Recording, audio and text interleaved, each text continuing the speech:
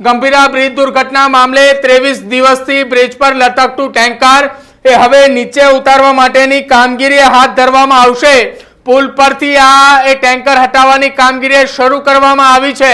આગામી 5 દિવસ સુધી આ કામગીરી હાથ ધરવામાં આવશે। મરીન ઇમરજન્સી રિસ્પોન્સ સેન્ટર મર્કને આ જવાબદારી સોંપવામાં આવી છે। 5 દિવસ દરમિયાન આખું ઓપરેશન ચાલશે કે જે ગંભીરા બ્રિજ પર લટકતું આ ટેન્કર નીચે ઉતારવાની કામગીરી હાથ ધરાશે। 900 મીટરથી દૂર આ રેસ્ક્યુની ઓપરેશન હાથ ધરવામાં આવશે અને જ્યારે આ રેસ્ક્યુ ઓપરેશન ચાલતું હશે દરમિયાન 900 મીટર સુધી કોઈ પણ વ્યક્તિની હિલચાલ પર પ્રતિબંધ આપવામાં આવ્યો છે।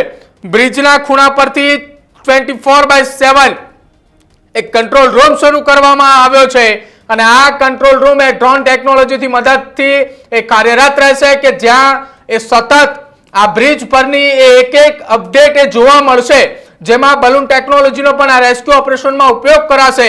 કન્ટેનર ઉપર કેબલ અને નીચે પાણીમાં બલૂન દ્વારા તેના ઉપર પ્રેશર આપવામાં આવશે અને આ પ્રેશર આપ્યા બાદ કન્ટેનર નીચે ઉતારવામાં આવશે।